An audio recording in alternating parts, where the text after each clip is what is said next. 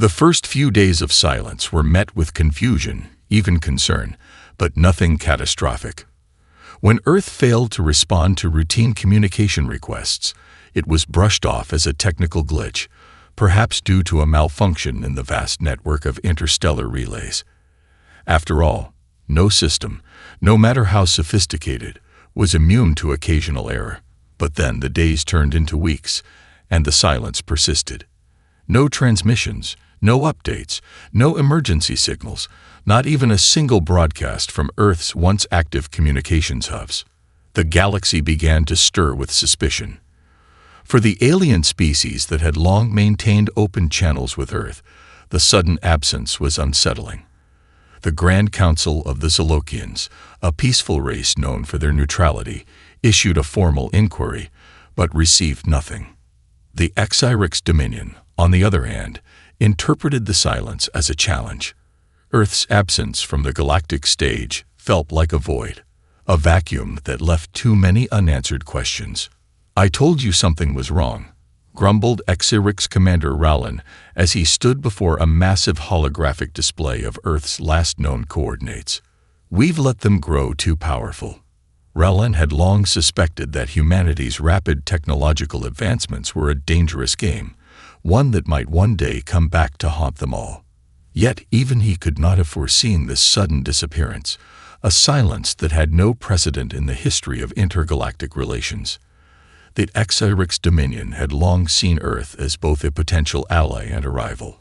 Earth had the weapons, the knowledge, and the will to dominate if they chose to. Could it be a plague? The voice of Melara, the cautious diplomat of the Zolokians, broke through the tense silence. A biological disaster, perhaps, or something unnatural. Her voice echoed a fear that had begun to spread across the stars.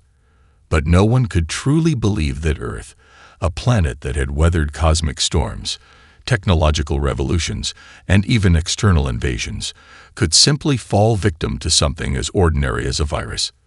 There was something deeper at play, something more complex.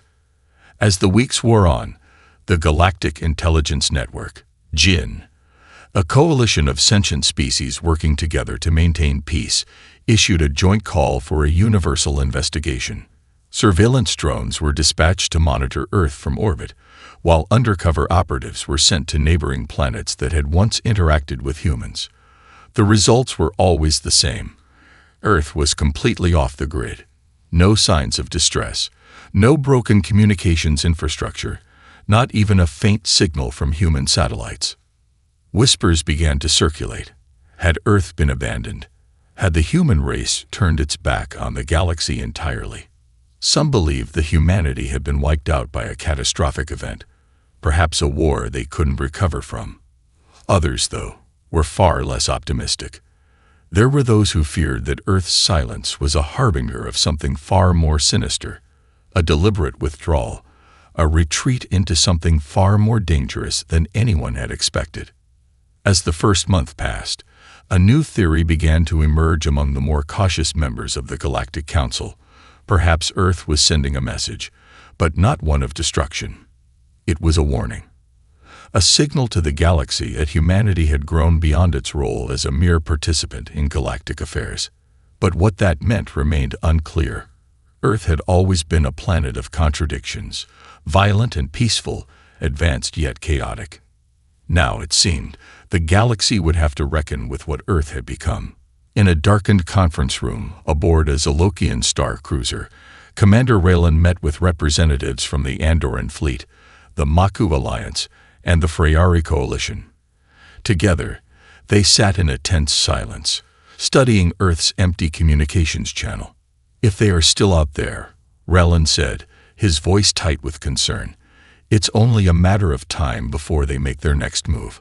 And no one in the room doubted that whatever came next would be something the galaxy would never forget. The silence lingered for weeks.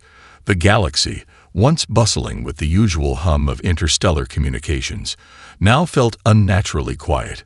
Factions that had once relied on Earth for trade, defense, and diplomatic support were left in limbo. There was no one to answer their requests, no one to reassure them that Earth had not simply vanished into the abyss. With each passing day, the uncertainty grew. What was happening on Earth? Was humanity merely a victim of a cosmic disaster, or had they chosen to retreat into isolation, leaving the rest of the galaxy to fend for itself? The HFY Dominion, ever eager to consolidate power, saw an opportunity in Earth's silence. The Dominion had long feared the day when Earth's influence might eclipse theirs, but now, with humanity effectively gone from the intergalactic stage, there was no one left to challenge them. But instead of celebrating this newfound advantage, the Dominion's leaders found themselves troubled. Are we sure this is just an anomaly? High Commander Zorak of the Dominion growled as he studied Earth's now empty communications channels. This isn't just a technical glitch. I've read the reports. There's no signal whatsoever. It's as if Earth has deliberately sealed itself off. Zorak's advisor, Captain Roll, shifted uncomfortably. If this is a warning, then it's more than just a silence. We cannot ignore the implications. Earth may not be gone, Commander. They may have chosen something else, something far more dangerous. The HFY had long been the galaxy's most militaristic faction, known for their brutal tactics and unrelenting expansionist policies. But even they knew that there were limits to how far they could push their power. Earth had always been a thorn in their side, a force that refused to fall under their control. Now that Earth was silent, the galaxy's balance was in flux, and no one, not even the Dominion, could predict what the next move might be. Elsewhere in the galaxy, the Zolokian Council was scrambling to understand the situation. For centuries, the Zolokians had served as mediators in galactic disputes, their peaceful nature and advanced technology making them well-suited to maintain balance. But Earth had always been their ally, their closest partner in times of crisis. Now, they were left with no answers. I fear the worst, Zolokian Ambassador Nadlara said gravely to the Council. If humanity has truly withdrawn, we may never hear from them again. But if they've simply gone silent, what does that mean? A weapon, a secret war. We must consider every possibility. Her words were heavy with concern, but the Council was divided. Some members proposed a diplomatic mission to Earth's solar system, hoping to uncover the truth behind the silence. Others, more cautious, urged restraint. They knew better than most the destructive potential of a galaxy unprepared for the unknown. On the fringe of the galaxy, the Maku Alliance, an aggressive but highly intelligent species, was already beginning to take action. Their military leadership viewed Earth's sudden silence with a mixture of suspicion and opportunity. They had long observed humanity's rise, noting their unpredictable nature and technological advances. The Maku believed that humanity's power had always been underestimated. Now, with Earth's position in the galaxy uncertain, they felt a growing sense of unease. If Earth has found something, or worse, developed something new, we cannot afford to wait, General Varnak of the Maku said, his voice filled with cold calculation. We should strike now, before they can regroup. The galaxy cannot afford to allow any species to become too powerful.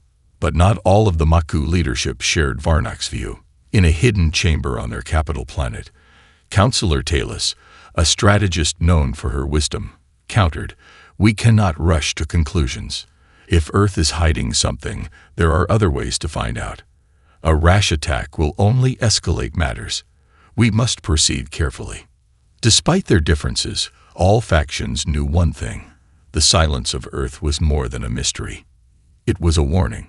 What had begun as an anomaly quickly turned into a galaxy-wide debate. Some feared that Earth had developed a weapon capable of altering the course of galactic history, while others believed that the humans were preparing to withdraw into isolation forever.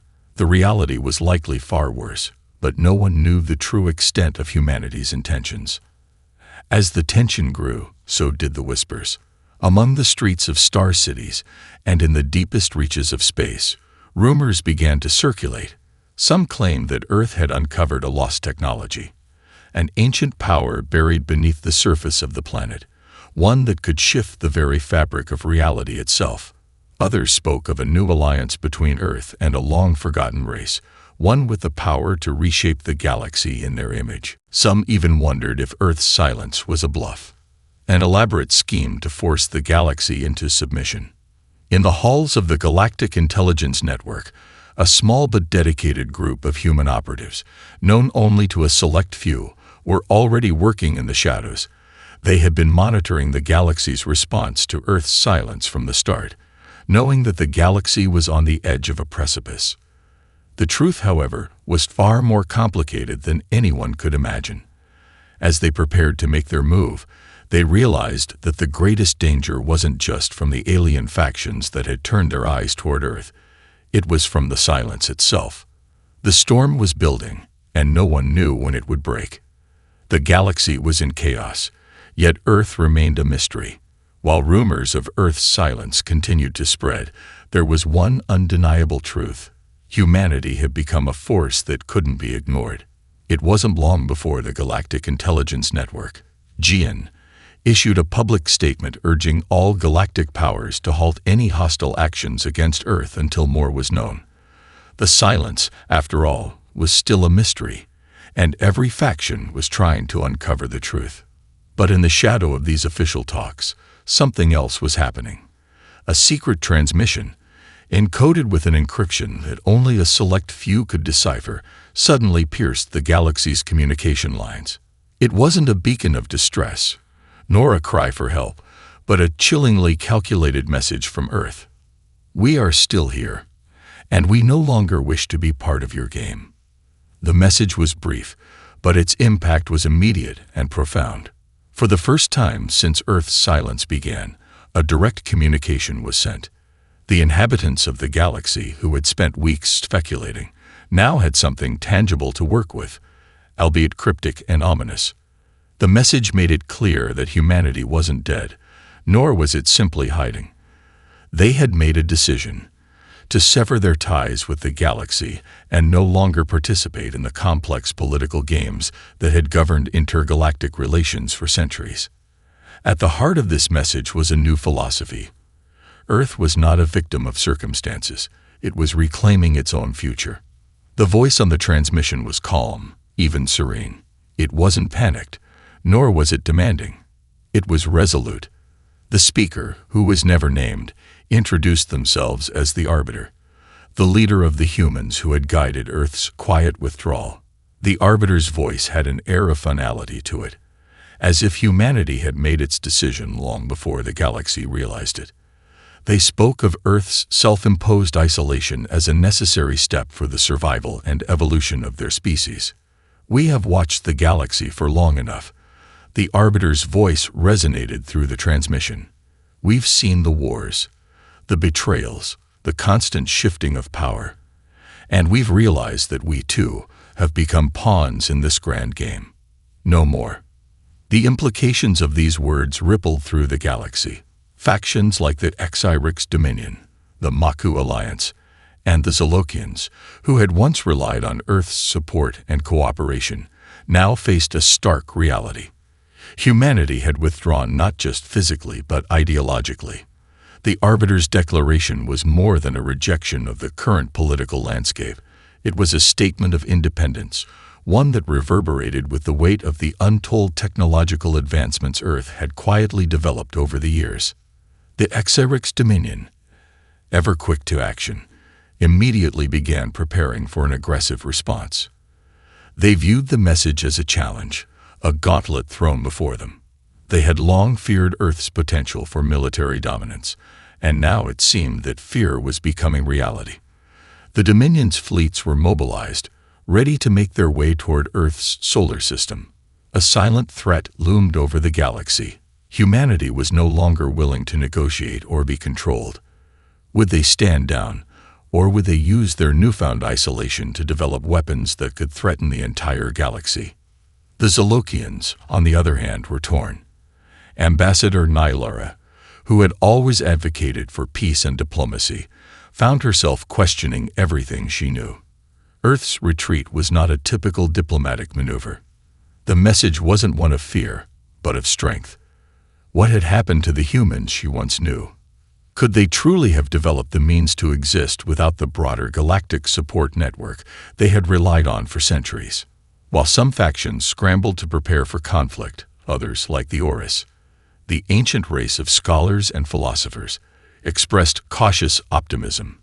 The Orcs were old and wise enough to understand that humanity's actions might not be born from arrogance, but from a deep-seated need for autonomy.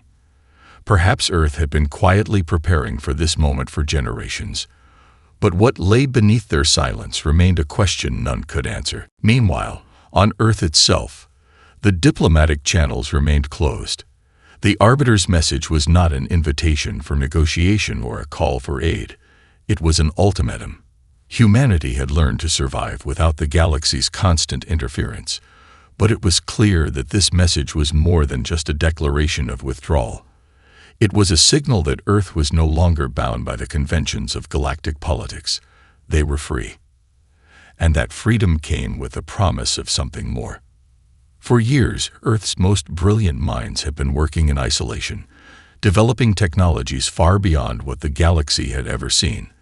They had harnessed new sources of energy, perfected genetic modifications that enhance human resilience, and even uncovered ancient technologies hidden beneath their own planet's surface. These advancements were far from public knowledge. The Arbiter's message wasn't just a political declaration. It was a glimpse into the enormous potential humanity had kept hidden for centuries. The question now was clear. If humanity was truly prepared to sever all ties with the galaxy, what would the rest of the universe do? Would they accept Earth's newfound independence, or would they take it as a sign of defiance, something that needed to be crushed before it could grow into an unstoppable force?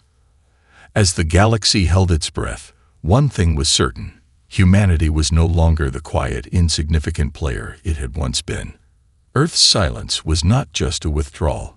It was the beginning of a new era. The galaxy had not been prepared for humanity's bold declaration. Earth's retreat had sent shockwaves through every corner of the universe, and now, the first to make a move was the Xyrix Dominion. Led by the ruthless High Commander Zorak, the Dominion saw the humans' message as an existential threat. The Dominion had long sought to dominate the galaxy, and Earth's sudden withdrawal from galactic affairs was too dangerous to be left unchecked. It was as though humanity had recognized the game and decided to play by its own rules. Rules that no one else understood. "Send the fleet," Zorak ordered, his voice cold and calculated. "We must know what they're hiding, and we must make sure they understand that no one walks away from this galaxy without paying the price." The Dominion's warships were among the largest and most feared in the galaxy. Their weapons could obliterate entire cities in seconds, and their fleets had the reputation for being relentless and unyielding. But Earth had been different. The humans had always been unpredictable, their technology evolving faster than anyone could anticipate. And now, with the sudden disappearance of all communication, there was a sense that Earth had something far greater to protect than anyone realized. Meanwhile, the Zolokians, the galaxy's renowned peacekeepers, were far less inclined to attack. Ambassador Nylara, who had spent years mediating countless galactic conflicts, found herself racked with doubt. The message from the Arbiter had unsettled her. Earth's silence was no longer the cause of their concern. The reason for their withdrawal was. The more she thought about it, the more she feared that humanity wasn't simply retreating, it was preparing for something much greater. In the quiet, dimly lit conference hall on Zelok Prime, Nylara and her council convened to discuss their next steps. "They cannot be left to their own devices," argued one of her advisors, an ambitious younger Zolokian named Farron. "If they have a weapon that can obliterate entire fleets, we must act before they use it." But Nylara shook her head, her wisdom outweighing Farron's impatience. "We do not know if they have such a weapon." The Arbiter's message was clear. Earth has withdrawn from galactic politics. We should not assume the worst. "I understand," Farron conceded, "but if Earth has the power to reshape the galaxy, we cannot let it happen unchecked." Nylara's gaze turned to the star charts scattered across the council table. Earth's silence was unlike any threat they had ever encountered. There were no signs of aggression or hostile activity, yet the galaxy could not ignore the sheer magnitude of the unknown. The message had shaken every faction, from the peaceful Orcs to the war-hungry Maku. The Zolokians feared that humanity had hidden away its greatest weapon, not in space, but beneath the surface of their planet, a weapon that could forever change the balance of power in the galaxy. The Orcs, the oldest and wisest race in the galaxy, were not quick to react. They had watched Earth's growing silence with a mix of apprehension and curiosity. The Orcs had long been the galaxy's philosophers and scholars, valuing knowledge above all else. They understood the dangers of assuming the worst. Perhaps humanity was not preparing for war, but for something more profound. Could they be preparing to transcend the constraints that bound all other species? The Orcs High Council convened in the vast chamber of their home world, an ancient structure carved into the very mountains themselves. High Scholar Arian, one of the galaxy's most respected minds, addressed the gathering. "We cannot jump to conclusions," he began, his voice resonating with a quiet authority. "Humanity has always been a species of paradoxes, capable of both great destruction and profound creativity. We must seek understanding, not conflict." His words, though calm, carried the weight of a warning. If the galaxy chose war, it could spark a conflict that no one could control. And if Earth had developed a power beyond anything the galaxy had seen, the consequences could be catastrophic. The Orcs were not prepared to risk that.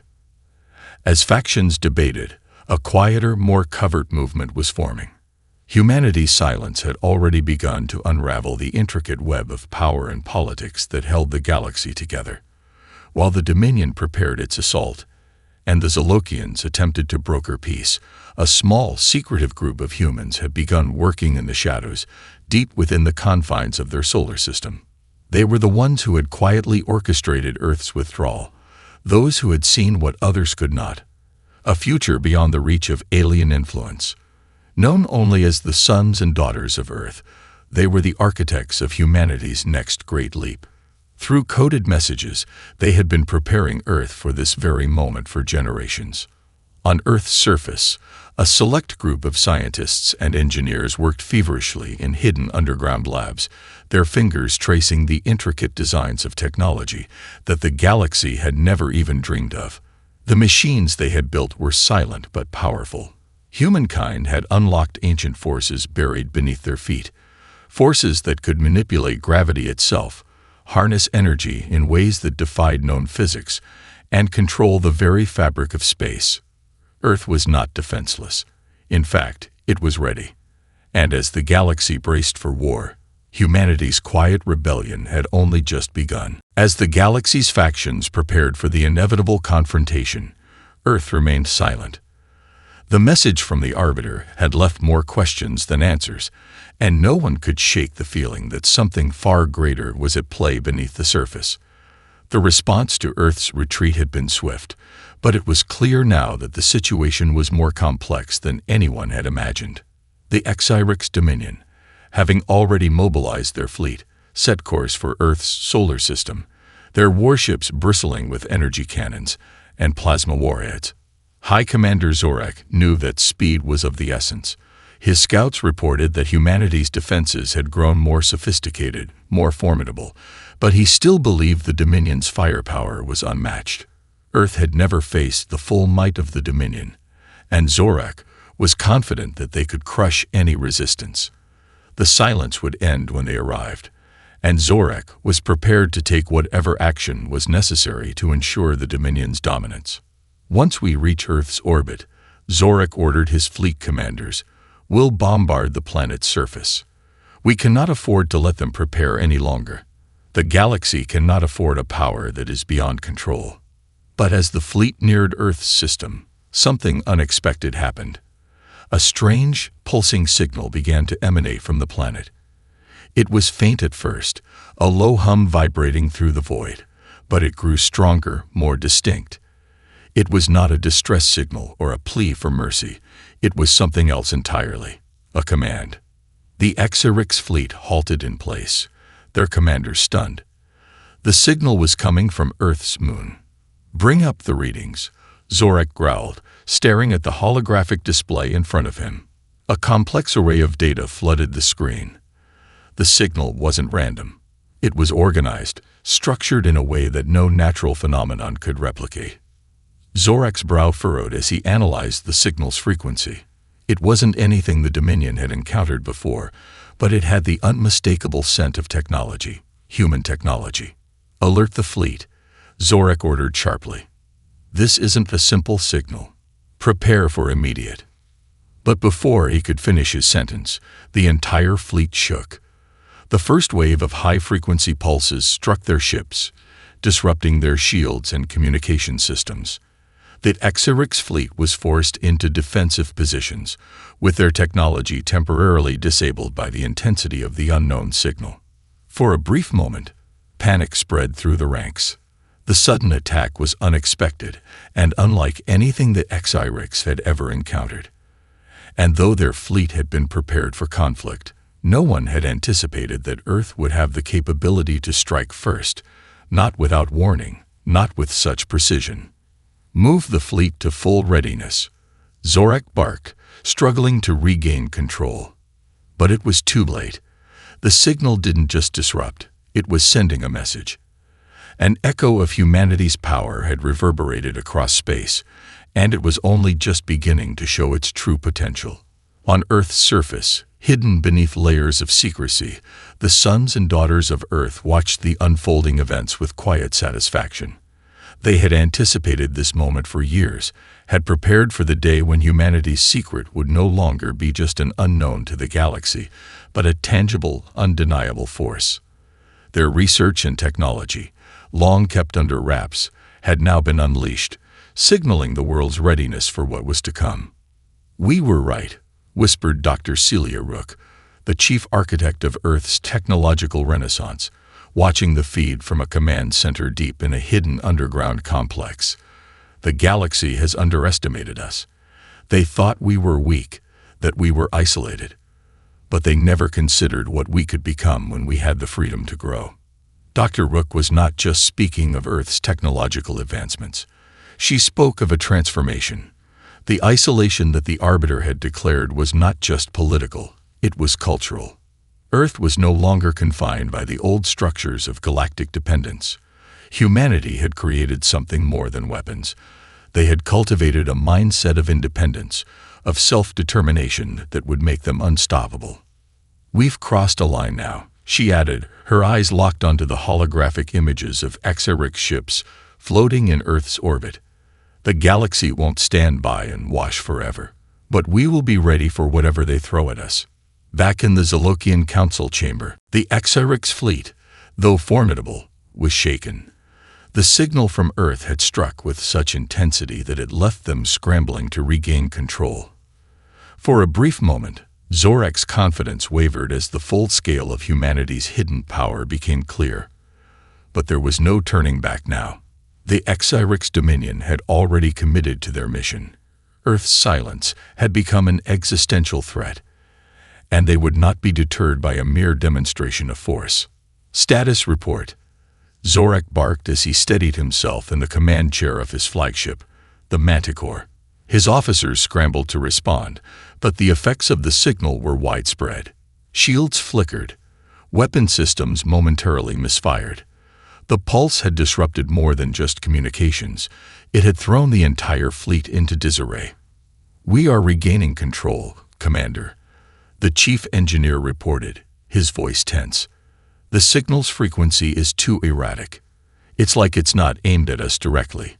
It's more of a field, a disturbance in the electromagnetic spectrum. But we're adjusting." Zorak clenched his fists. "I don't care about the how, only the when. We cannot allow Earth to do this again. Forward deployment. Now." The order was immediate. The fleet began moving again, but this time, they were more cautious. Each ship positioned itself to cover the others, and new scans were launched to try to pinpoint the source of the mysterious signal. Zorak's resolve hardened, but there was a nagging doubt in his mind. Could the humans truly possess a weapon that could destabilize the entire fleet? Elsewhere in the galaxy, the reaction was far from uniform. While the Dominion and Zolokians rushed to react to Earth's unexpected display of power, other factions were far more hesitant. The Maku alliance, typically quick to strike, was caught off guard by the sudden shift in power dynamics. General Varnock, always eager for a fight, paced in his command center, eyes fixed on the unfolding drama from his flagship. "We cannot allow this to go unchecked," Varnock growled. "The humans have always been unpredictable, but this is beyond anything we could have imagined." His advisors were divided. Some wanted to immediately move against Earth, believing that if they struck now, they could crush the humans before they had time to harness their newfound power. Others urged caution, advocating for more intelligence gathering before any further action. "We don't even know if they've fully revealed their hand yet," one advisor argued. "That signal, whatever it was, could be a one-time event. Let's not act in haste." Varnock's eyes narrowed. "And if it's not? Do we wait until humanity has developed something capable of wiping out entire fleets? We must act now. The longer we delay, the stronger they get." The tension between the Maku and the Dominion grew, as both factions saw Earth's power as a growing threat to their own dominance. However, there was another force that quietly observed these developments from the shadows: the Orcs. In the Grand Council Hall of the Orcs, High Scholar Arian gazed out over the vast expanse of their homeworld. He could see the light from distant stars reflecting off the crystal walls, and though his race was often considered detached from the galaxy's power struggles, today felt different. The humans' actions had changed the landscape of galactic politics, and Arian knew that no one, not even the Orcs, could ignore what was happening. "We must understand the true nature of humanity's power," Arian said softly to the gathered Orcs scholars. "It is no longer about warfare. It's about evolution. Humanity has found something beyond the reach of other species, and they are ready to use it. But how? And why? That is what we must learn." One of his fellow scholars, a woman named Thassa, stood up from her seat. "But we must also prepare for the worst. If they have evolved to the point where they can challenge entire fleets, what other dangers might they hold in store?" Arian turned to her. "The worst is already upon us. The question is not whether humanity will attack, but whether they will allow us to understand what they have become. Will they cooperate, or will they remain hidden in their fortress, watching us all as we fumble in ignorance?" The Orcs understood the gravity of the situation better than most. Unlike the Exarics and the Maku, they knew that power was not always in brute force, but in knowledge. Humanity's silence was not a passive retreat. It was a carefully calculated step toward something far greater. And if the galaxy wasn't careful, it could be humanity's greatest asset, or its deadliest weapon. On Earth, in the hidden labs and subterranean bunkers, the sons and daughters of Earth watched the unfolding events with quiet anticipation. They had known this day would come, the day when the galaxy would notice them, and they would have to decide if they were willing to fight for their place in the stars. Their technology, developed in secrecy and refined through decades of quiet preparation, was far beyond the expectations of any alien power. But their greatest weapon wasn't just the machines they had built. It was the philosophy that drove them. Humanity was no longer merely a part of the galactic fabric. They had become the thread that could unravel it. They had learned to survive without the need for external validation. They had mastered technologies that would allow them to reshape entire star systems, to manipulate space and time in ways that no other species could even begin to comprehend. And yet they held back. For now. "We've prepared for this moment," Dr. Rook said, her fingers dancing over the holographic controls. "The galaxy will come to us. But we have a choice. We can either fight to preserve what we've built, or we can let them destroy everything we've worked for." The question hung in the air, a question that would determine the fate of Earth and the galaxy itself. The galaxy was bracing for impact. Tensions were at an all-time high, and the factions could no longer ignore the fact that humanity, once a quiet observer, was now a force that threatened to reshape everything. With the Exarix fleet nearing Earth's orbit and the Maku Alliance preparing their own military response, the galaxy found itself standing on the precipice of a conflict that would have far-reaching consequences. The fleet commanders of that Exarix dominion were on edge. Zorak paced his flagship, Manticore, as reports continued to flood in. Earth's mysterious signal had disrupted their fleet's readiness, but they were recovering. The Manticore now stood at the edge of Earth's atmosphere, ready to engage in what Zorak believed would be a decisive strike. "Commander, we've established a clear firing solution on the planet's surface," one of his officers reported, eyes glued to his console. "We can destroy their key infrastructure in a single volley." Zorak's lips twisted into a grim smile. "Do it. Let Earth know we are not to be ignored." As the command was given, the massive cannons aboard the Manticore began to charge, their energy building to an overwhelming intensity. The fleet had been given one simple order: obliterate Earth's capacity to fight back. This was not just an act of war. It was a warning to the rest of the galaxy that no one, not even the humans, could defy the Dominion's will. But as Zorak prepared to give the final order, a sudden shift in the atmosphere over Earth's surface caught his attention. An eruption of energy, far more intense than he had anticipated, sent shockwaves through his ship. The signal from Earth had returned, stronger than ever. It was no longer just a passive pulse. This was an active response, a signal so powerful that it was warping the very fabric of space around them. The Manticore shook violently as the energy waves reached its hull, throwing crew members to the ground and causing sparks to fly from the control panels. Panic spread across the command deck as systems began to fail one by one. "Report," Zorak shouted, struggling to regain control. "Impossible," his chief engineer gasped. "The signal, it's resonating with our systems. It's not a weapon, Commander. It's an amplification of our own energy fields. Every time we try to retaliate, it strengthens." Zorak's jaw tightened. It was clear now. Humanity had not only anticipated their arrival, but they had prepared for it. This wasn't just a defense mechanism. This was a weapon unlike anything they had ever encountered. A weapon that had the ability to turn the tables on the most advanced fleet in the galaxy. Back on Earth, the sons and daughters of Earth watched with quiet satisfaction as their technologies proved themselves. Dr. Celia Rook stood before a series of holographic displays in the hidden command center, watching the Exarix fleet struggle.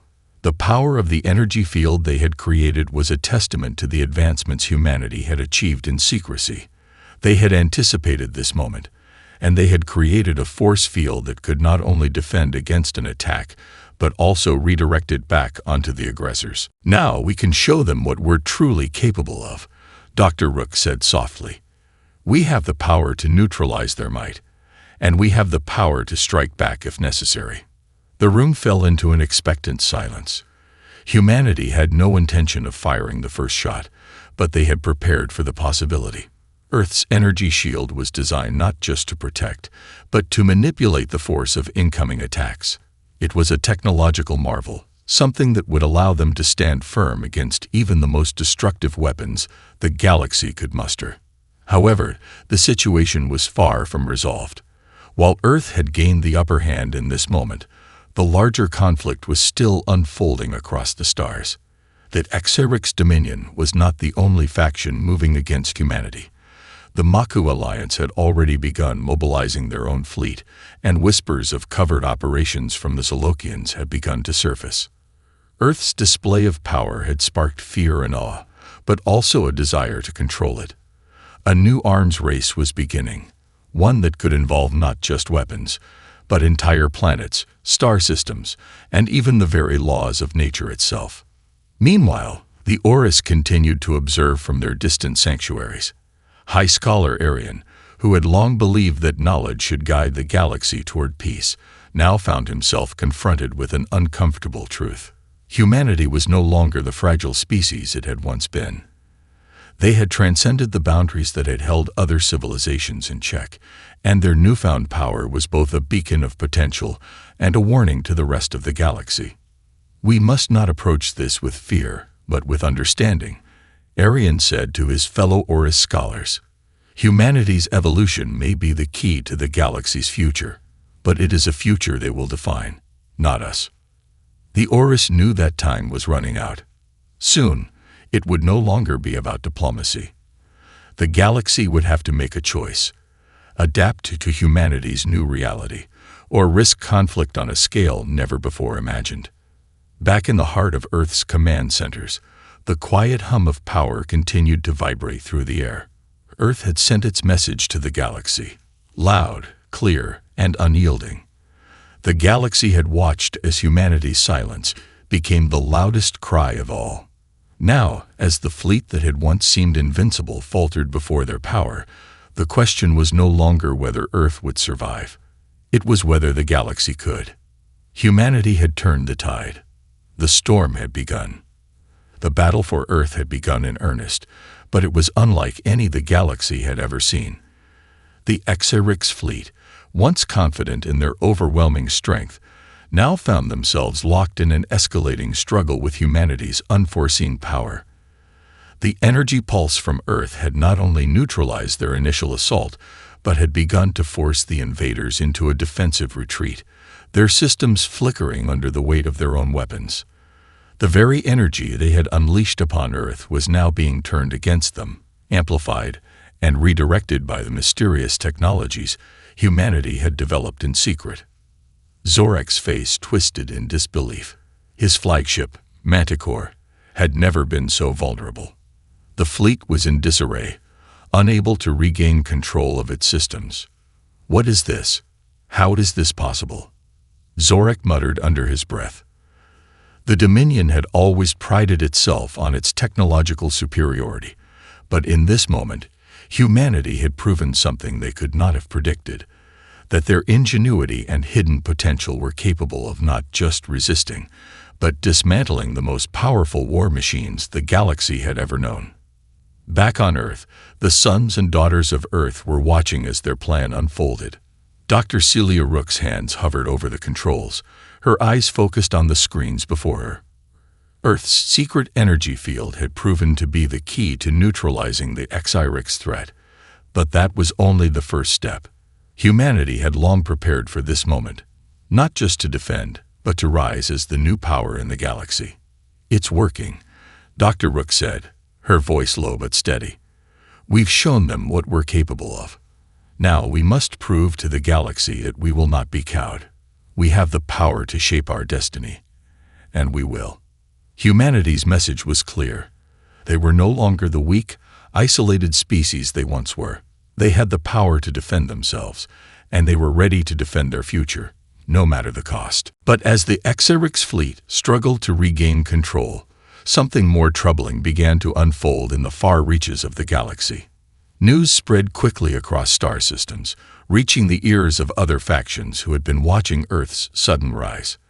The Maku Alliance, long considered the most militaristic of the galaxy's powers, had already mobilized their forces.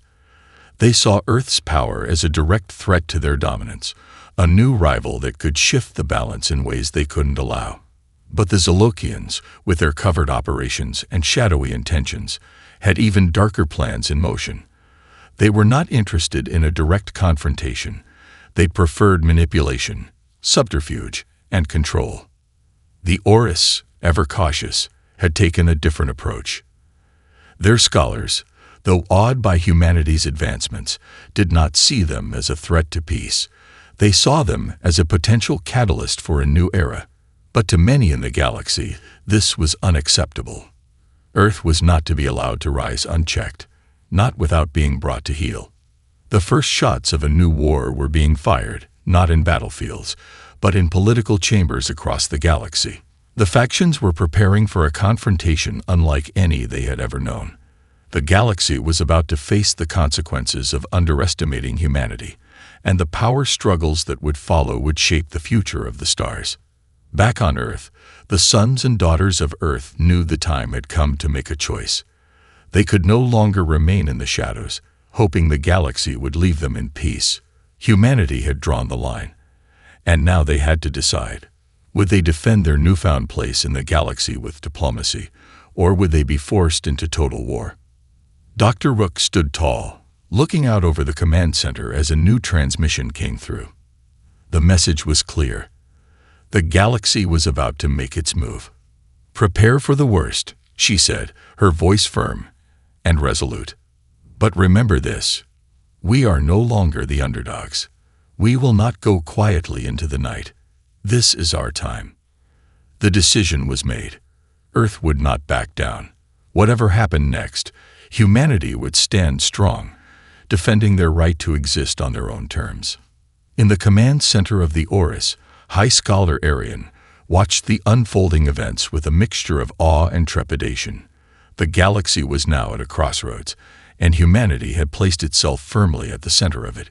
He had always believed in the power of knowledge, but now he realized that the true strength of the galaxy lay in the will of its people, and humanity, for all its flaws, had shown that their will was unshakable. "The future is no longer ours to dictate," Arian whispered to his colleagues. "The humans have claimed their place. Now we must decide whether we will shape the future alongside them or be swept aside by it." Far across the galaxy, the Exarix and Maku forces prepared for what they believed would be a final confrontation, while the Zolokians, ever the silent manipulators, pulled their strings in the shadows. The galaxy was entering a new age, an age defined by Earth's unexpected rise to power, an age where the future of all civilizations would be determined not by the might of empires, but by the will of a single determined species. As the stars burned bright in the distance, the galaxy held its breath. The silence was over.